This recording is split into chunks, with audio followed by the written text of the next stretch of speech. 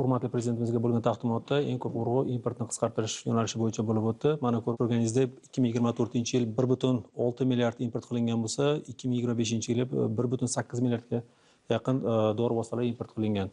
Agar shu tendensiyani oladigan bo'lsak, bu 2026-yilda 1,9 milliardga yetib borishi kutilyapti. Lekin shu importni qisqartirishda biz oldimizga maqsad qilib olganmiz, buni 1,6 milliardga tushirish 4 yo'nalishda amalga oshiriladi. Bu birinchi, demak, ishlab chiqarish hajmini oshirish. Bizda bir qancha yangi loyihalar bor. Mana 171 million dollarlik 30 bitta loyihamiz bor va shu bilan birgalikda referent narxlarni tushirishni ham oldimizga maqsad qilib olganmiz. Importni qisqartirishni 4 ta usulda amalga oshirmoqchimiz. Birinchi o'rinda bu ishlab chiqarishlarni kengaytirish, 171 million dollarlik 30 bitta loyihani ishga tushiramiz. Bundan tashqari referent narxlarni tushirishni ham oldimizga maqsad qilib olganmiz. Hozirgi kunda 2 mingta dori preparatiga distribyutorlar uchun narxlar tushgan bo'lsa, demak, oddiy aholi uchun birinchi martadan 2 mingta dori vositasining narxi tushadi. Shu bilan birgalikda yangi nizom ishlab chiqilgan va u nizomga ko'ra yana 4 mingta dori vositasi, import qilayotgan dori vositasi narxi tushishi kutilyapti.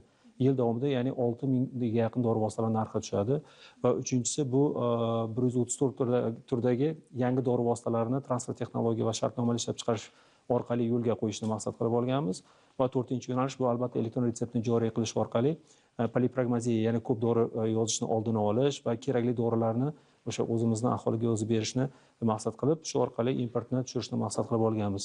Shu bilan birgalikda hurmatli prezidentimizga mana shu elektron retsept yo'nalishida nima ishlar amalga oshirilgani haqida gapirib o'tdik.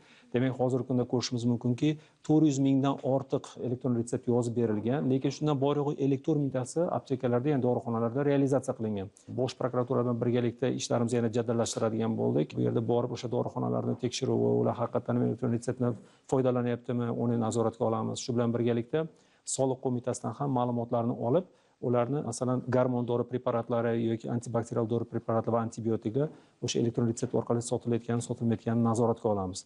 Agar bu yerda nazoratga olinmayotgan bo'lsa, albatta bu dorixonachilar bilan yana qaytadan o'qitish kerakdir, o'sha tizimga o'rgatish kerakdir va ularga yordam berib, hammani shu elektron retsept tizimiga o'tishni oldimizga maqsad qilib olganimizni aytdik. 2026-yilning oxirigacha albatta elektron retsept tizimi O'zbekistonning barcha hududlarida joriy etilishi talab qilinadi. Shu bilan birgalikda referent narxlar haqida qisqacha gapirib berdik. Demak, 5-dekabrda 2 mingta dori preparatiga narxlarni tushirgan bo'lsak, o'rtacha 40-60% narxda tushirdik. Shunda bu yurtimizga 70 million dollar qaytishiga olib keldi. Va shu bilan birgalikda bizda distribyutorlarda ham biroz yo'qotish bo'ldi. U qaysi ma'noda?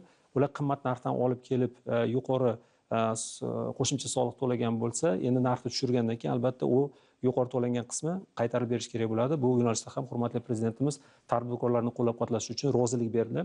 20 million dollar o'rtacha mana shu tadbirkorlarga qaytarib beriladigan bo'ldi. Aytib o'tganimdek, mana yana yangi nizomga ko'ra 4 mingta dori vositalarining narxi qaytadan ko'rib chiqiladi va ularni yangi narxlari shu 1-aprelda e'lon qilinadigan bo'ldi. Hurmatli prezidentimiz tadbirkorlar bilan ko'proq uchrashaylik, importyorlarning muammolarini bilaylik, nima uchun shu importyorlar O'zbekistonda ishlab chiqarmaydi, ularga qanday yordam kerak, transfer texnologiyasini kengaytirish va o'zimizni mahalliy tadbirkorlarni ham ko'proq investitsiya kiritish orqali ishlab chiqarishni rivojlantirishga yordam berish bo'yicha bir qancha takliflar aytiladi. Hozir bizda 1 oy davomida farmatsevtika yo'nalishida yangi qaror vazifasi qo'yildi va bu albatta qaror o'sha investorlarni O'zbekistonga jalb qilish va farmatsevtika sanoatini rivojlantirishga yo'naltirilgan bo'ladi. Hurmatli prezidentimiz hamma masalalarga yechib beriladi.